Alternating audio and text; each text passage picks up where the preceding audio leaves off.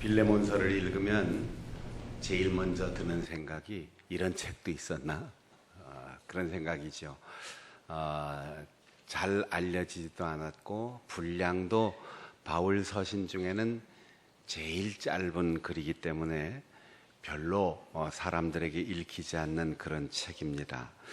바울 사도가 쓴 서신 가운데 감옥에 갇혔을 때 교회를 위하여 쓴 글들을 옥중서신이라고 말하는데, 바울 사도가 3번 감옥을 갔습니다. 처음 빌립보에서 전도하다가 하루 감옥에 갇힌 때가 있었고, 그 다음 예루살렘에서 체포되어 가이사랴 항구 도시에서 로마로 압송되기 위하여 기다리는 구금 상태 가이사랴에서 감옥에 있었고, 그 다음 이탈리아 로마에 이르러서 2년 동안 사도행전 마지막 부분에 있는 그대로 약간은 자유를 얻어서 사람들을 만날 수 있는 가택 연금 상태의 옥중 생활을 했습니다.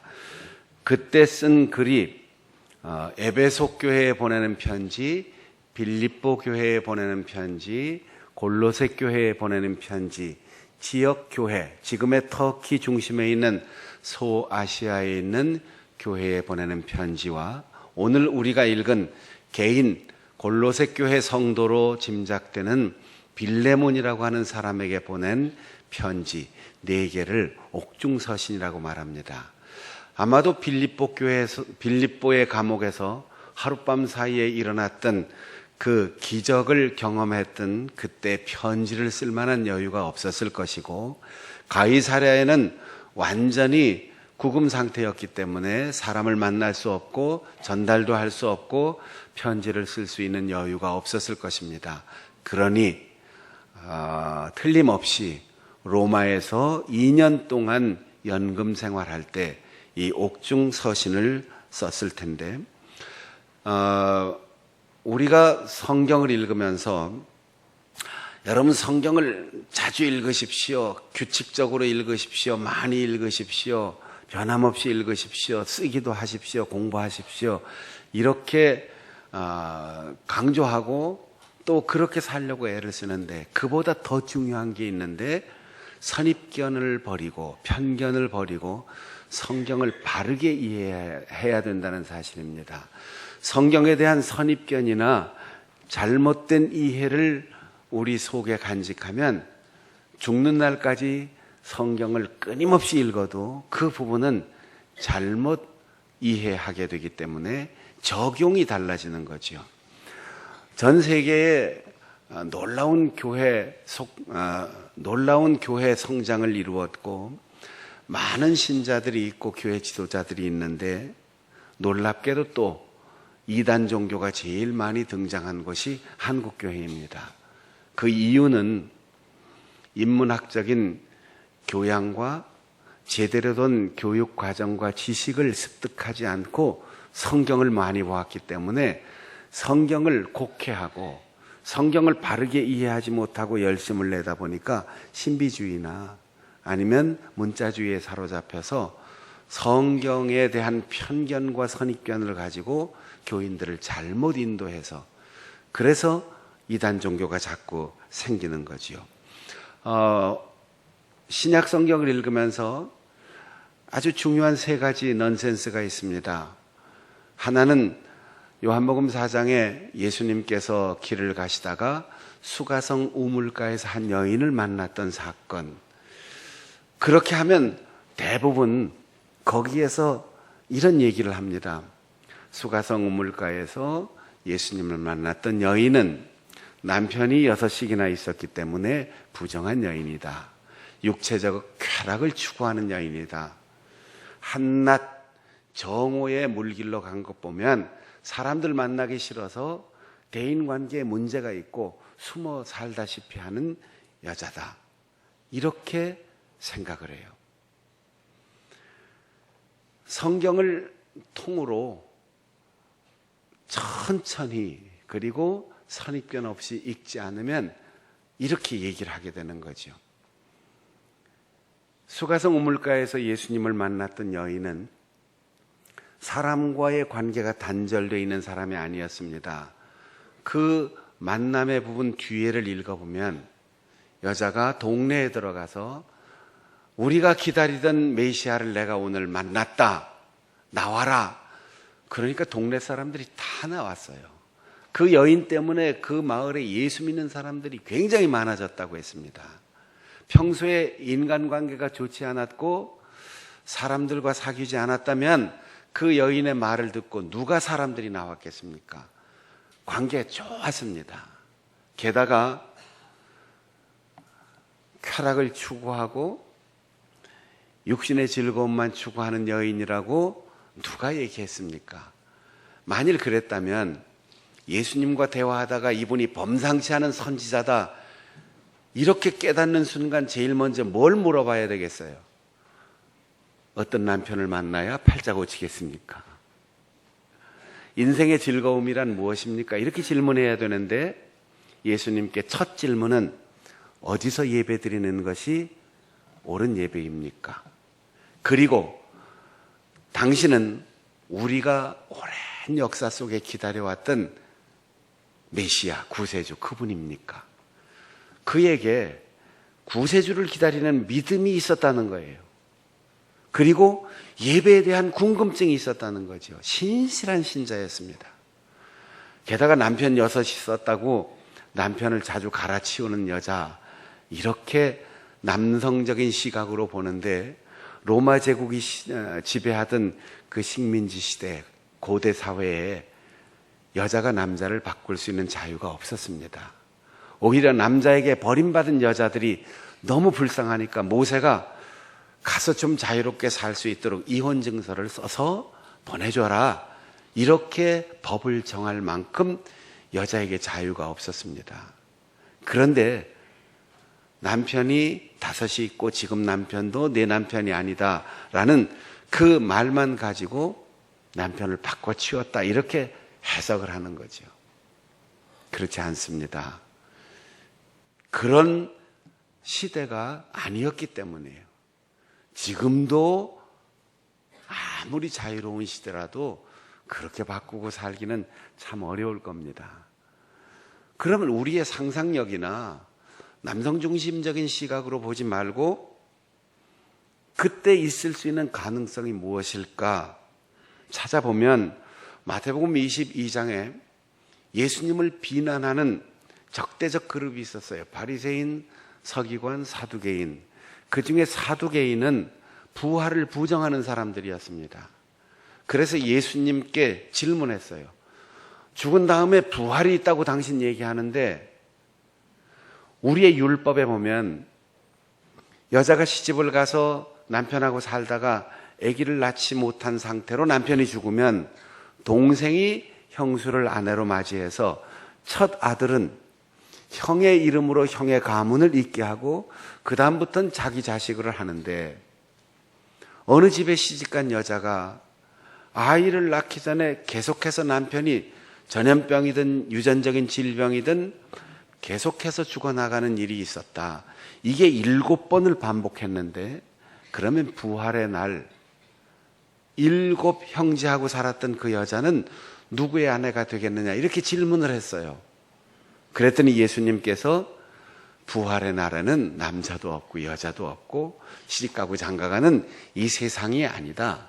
그때는 다 형제 자매로 만난다. 이렇게 말씀을 하셨으니까 그 시대에 있을 법한 일, 드물기는 하겠지만 여자가 남편 6번째하고 사는 경우는 이런 경우가 있었다면 이 여자가 계속해서 죽어가는 형제, 그 남편들 속에서 떠나고 싶고 팔자를 고치고 싶지만 끝내 이 가문을 지키기 위해서 끊임없이 변함없이 이 가정의 한 주부로 살았고 6번째 남편도 살고 있지만 내 남편이 아니다라고 할 때 그 당시 정혼하고 호적을 신고할 수 있는 12살이 되지 않은 또 다른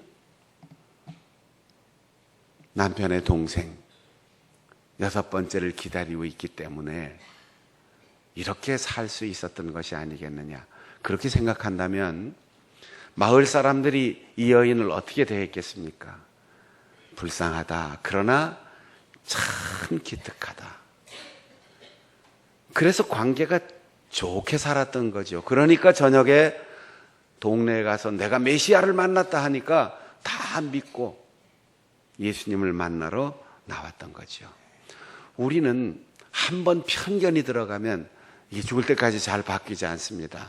성경적으로 선입견 없이 바르게 이해할 수 있도록 우리는 또박또박 진지하게 성경을 읽어야 되는 거죠. 또 하나 넌센스가 있는데 38년 된 병자가 베데스다 연못가에 있다가 움직이지도 못하던 그의 신체가 완전히 회복되는 기적의 역사를 경험한 사람이 있습니다. 베데스다 연못가라고 했어요. 그리고 그 연못가에는 행각, 기둥 5개가 있는데 거기 누워 있고 수많은 환자들이 전설처럼 그 베데스다 연못물이 가끔가다 한 번씩 움직이는데 물이 용솟음 칠 때 그게 천사가 휘젓는 거라고 생각하고 제일 먼저 물에 들어가는 사람이 나음을 입는다는 거죠. 그렇게 기다리는 사람들이 수없이 많은데 예수님이 38년 된 병자에게 찾아오셨습니다. 그리고 낫고 싶으냐? 그때 병자가 말합니다. 낫고 싶으니까 여기 왔습니다. 그런데 물이 움직일 때 제일 먼저 들어가야 하는데 나는 내 몸을 내 마음대로 움직일 수가 없습니다. 아무도 나를 넣어주지 않습니다. 그래서 오늘도 헛된 희망을 가지고 여기 기다리고 있습니다. 예수님께서 내 자리를 들고 일어나라. 그 순간 고침을 받고 나갔어요. 그러니까 사람들은 베데스다 연못에서 38년 된 병자가 고침을 받았다. 그래서 베데스다 연못의 이름으로 환자를 고쳐주고 어려운 장애인들을 돕는 단체들도 많이 있는데 약간은 넌센스지요. 베데스다 연못에서 고침받은 게 아니에요. 장소는 베데스다 연못 가까운 기둥이 많이 있는 행각에서 고침을 받은 것은 장소 때문이나 시간 때문이 아니라 예수님을 만났기 때문이에요. 그가 고침받은 것은 예수님께서 말씀하시니까 고침받은 거예요. 장소가 어디든 시간이 언제든 천사가 왔든 물이 움직이든 아무 상관없어요. 그런데도 사람들은 베데스다 연못에서 병자가 나았다 이렇게 생각하고 성경을 수십 번 읽어도 계속해서 그렇게 생각하는 거죠. 또 하나 넌센스는 오늘 우리가 읽은 이 오네시모라는 사람의 이야기입니다. 빌레몬서에 짧게 등장하는 이 오네시모는 사람들에 의하여 이렇게 오해되고 있습니다. 노예인데 주인에게 큰 손해를 보이고 뭔가를 훔치고 그리고 탈주했다가 감옥에 갇혔는데 감옥에서 바울 사도를 만나서 회개하고 새 사람 되었기 때문에 바울 사도가 오네시모를 그 주인 빌레몬에게 보낸다. 빌레몬은 이미 예수님을 알고 있는 바울의 추종자요 골로새 교회에 좋은 신자였다. 그래서 오네시모의 이름으로 감옥에 갇혀 있는 수형자 전과자들을 전도하기 위한 단체들도 또 있습니다. 그런데 성경 어디에도 오네시모가 탈주 노예라는 얘기가 나오질 않아요. 손해를 끼쳤다는 얘기도 나오질 않아요. 예수님께서는 초대교회에 이르일 때까지 죄의 문제를 엄격하게 지적하셨습니다. 가늠하다 현장에서 잡혀온 여인에게 용서하지만 다시는 죄를 짓지 말라 얘기하셨고 38년 된 병자는 어떤 죄가 있는지 아무런 전 이해 없이 병이 나은 후에 그를 다시 만났을 때 다시는 죄를 짓지 말라고 분명하게 죄의 문제를 지적했습니다. 그런데 예수님은 수가성 우물가에서 만난 여인에게 죄의 문제를 얘기하지 않았습니다. 내 말이 신실하고 참되다, 옳다. 오히려 이렇게 격려해 주셨고, 오네시모가 전과자요, 탈출노예요, 주인에게 손해를 끼친 사람이란 말도 빌레몬서에 나오지 않는데, 사람들은 감옥에서 낳은 아들이라는 표현 때문에 전과자일 거다, 감옥의 수형자였을 거다, 이렇게 짐작을 하는 거예요. 바울 사도는 어떤 경로를 통해든 이 오네시모를 만났어요. 그리고 만나서 아직 예수 그리스도를 알지 못한 그에게 복음을 전했고, 그는 바울이 감옥에 있는 상태에서 낳은 아들과 같은 사람, 그래서 거듭남이 분명한 사람이라고 믿고 그를 전 주인이었던 빌레몬에게 돌려보내면서 사랑으로 그 사람의 앞날을 부탁합니다. 오늘 읽은 본문에 보면 솔직하게 내가 너에게 이 사람을 잘 받아줘라 하고 지시할 수도 있지만 나는 사랑으로 부탁한다. 오네시모라는 이름의 뜻이 쓸모있는 자다, 그런 뜻인데, 바울 사도는 언어의 유희를 합니다. 쓸모있는 자라는 이름을 가진 이 사람을 보내는데, 전에 혹시 쓸모가 없었다면 이제 거듭나서 하나님의 자녀가 되고 복음의 확신을 가진 사람이니까 이제는 쓸만한 사람이 됐어, 그러니 당신이 잘 받아줘라, 이렇게 얘기하면서 권한을 사용하지 않고 강제로 이야기하지 않고 권위를 주장하지 않고 사랑으로 부탁한다고 했습니다. 감옥에서 나온 자라는 이 단어 때문에 그가 전과자일 것이라고 생각합니다. 그런데 바울 사도가 내가 낳은 아들, 이런 표현을 한 것이 세 사람에게 해당돼. 디모데에게 내 아들이라고 했고, 디도에게 내 아들이라고 했고, 오늘 오네시모에게 내 아들이라는 표현을 했어요. 그러면 문자 그대로 바울이 내가 낳았다, 그럼 바울이 여자입니까?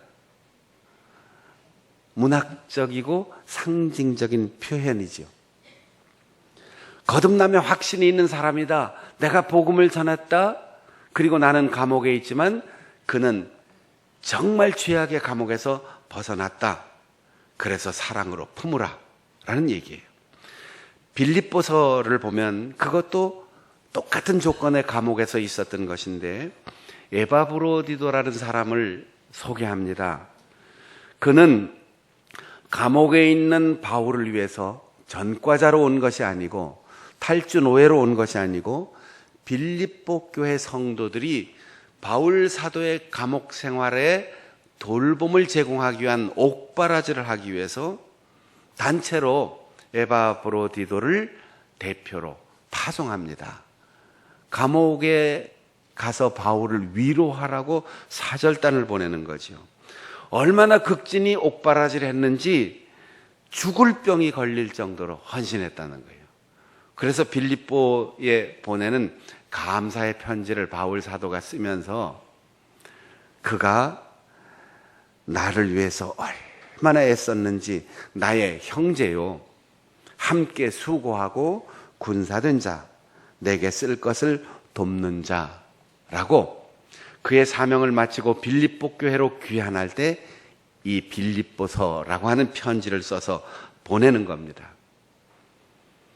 감옥에 있지만 오는 사람을 자유롭게 만날 수 있는 가택연금 상태였어요.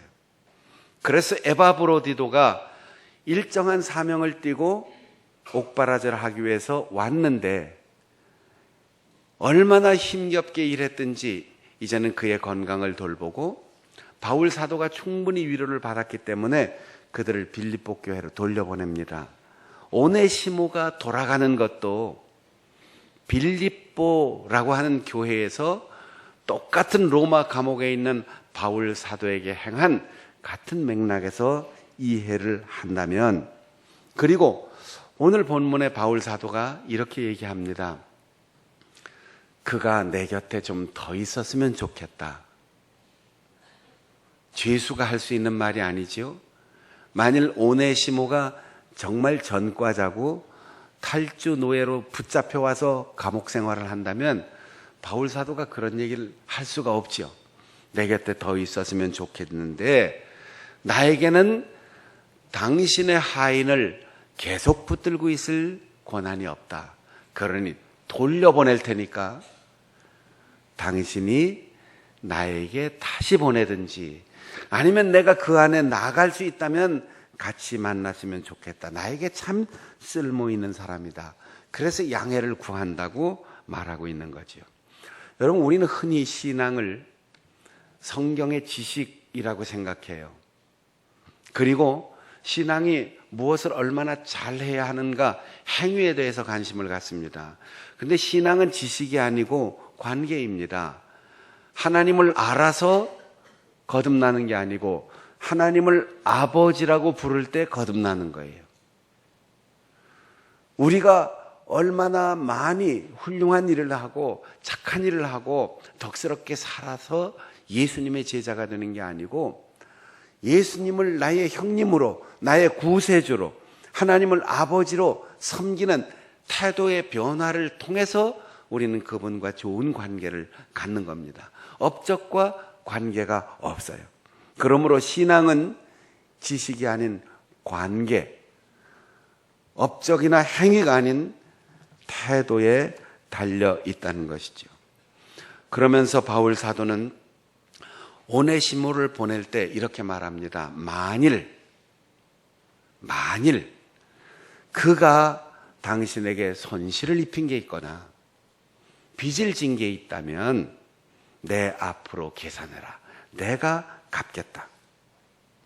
만일이란 말은 가정이에요. 정말 그렇다면, 만일 그렇다면 내 손에 장을 지져. 정말 그렇다면 내 성을 박씨에서 이씨로 가라. 갈 수 있습니까? 손가락에 불을 붙일 수 있습니까? 만일이라는 건 그렇지 않다는 뜻이에요. 그리고 가정하는 것이죠. 마태복음 12장에 예수님께서 귀신을 쫓아낸 사건을 기록하고 있는데 예수님을 어떻게 하든지 올무에 씌워서 체포하고 살해하려는 사람들이 그 귀신이 쫓겨나가고 사람이 온전히 회복되는 것을 보면서 이렇게 말합니다. 귀신을 쫓아내는 거 보니까 더 큰 귀신이 들렸구나. 저 사람 사탄이 들어있는 거야. 그때 예수님께서 이렇게 말씀하십니다. 만일, 똑같은 말이에요.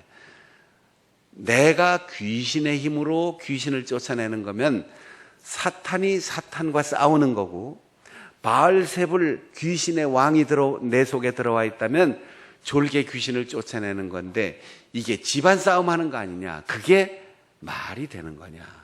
만일이에요. 이 만일을 빼면 예수님이 정말 사탄이고 귀신의 왕이 되는 거죠. 아니라는 얘기입니다.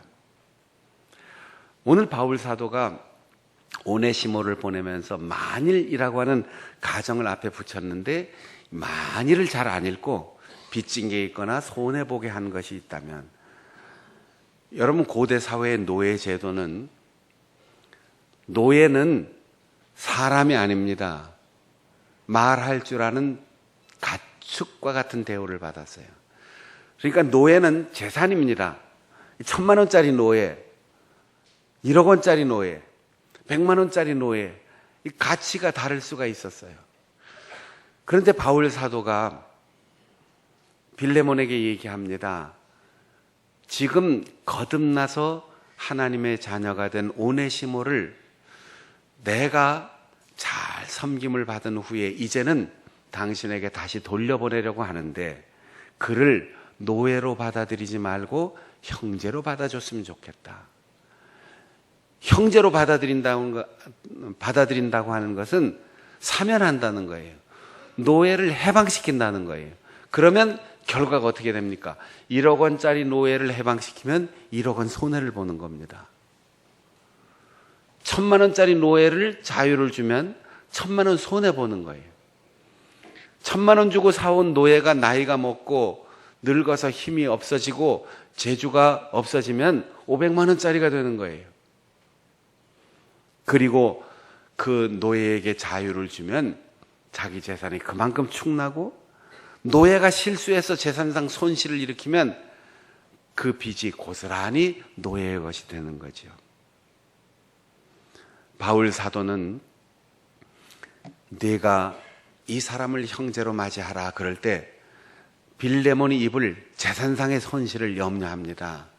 그래서 복음 때문에 발생하는 빚이 있다면 내가 갚아줄 거다. 그러면서 19절에는 이런 얘기를 해요. 너도 나한테 빚졌잖아. 여러분, 바울 사도가 무슨 돈이 있어서 빌레몬과 같이 하인을 쓰고 노예를 쓸 수 있는 사람에게 돈을 빌려주고 채권자가 됐겠습니까?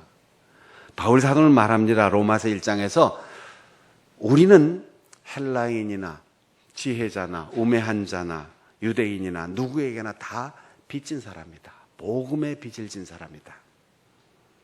사랑의 빚 외에는 아무에게든 어떤 빚도 지지 마라. 그렇게 말했어요. 여러분, 우리가 예수 그리스도를 믿고 하나님의 아들이신 그분이 내 대신 십자가에 피 흘려 죽으시고 나는 믿음으로 말미암아 구원을 받았기 때문에 우리의 죄값을 내가 지불하는 것이 아니기 때문에 다 빚진 자예요. 그래서 복음을 전해야 돼요. 복음을 들은 사람은 거저 복음을 듣고 구원의 은혜를 받았으니까 복음 전한 사람에게 빚을 진 사람이에요. 빌레몬이 바울에게 진 빚은 복음의 빚입니다. 그러니까 바울 사도가 네가 내게 빚진 것을 난 말하지 않는다. 이 말은 우리가 거저 받았으니까 거저 줘라. 예수님께서 요한복음 19장에 말씀하신 대로 십자가에서 죽으면서 내가 값을 다 치렀다, 다 이루었다, 이렇게 말씀하신 것처럼 우리는 그 은혜 때문에 빚진 자로 살아가는 거죠. 오네시모는 전과자가 아닙니다. 탈주 노예가 아닙니다. 빌레몬이 골로새 교회 옆에 있는 빌립보 교회가 좋은 일을 하는 거 보면서 우리도 바울 사도를 위로하자. 그것을 교회 차원에서 한 게 아니고 빌레몬 자기가 자기의 가정에 멀리 소아시아에서 이탈리아까지 여행할 수 있는 건강한 건강한 체력과 지혜와 업무 능력이 있는 사람을 보내서 감옥살이를 뒷바라지하게 한 거예요. 그리고 거기에서 훌륭하게 소임을 마치고 마침내 바울을 통하여 복음을 듣고 크리스찬이 된 거죠. 그를 돌려보내면서 바울 사도는 말합니다. 혹시 만일 빚진 게 있으면 내가 갚아줄 거다.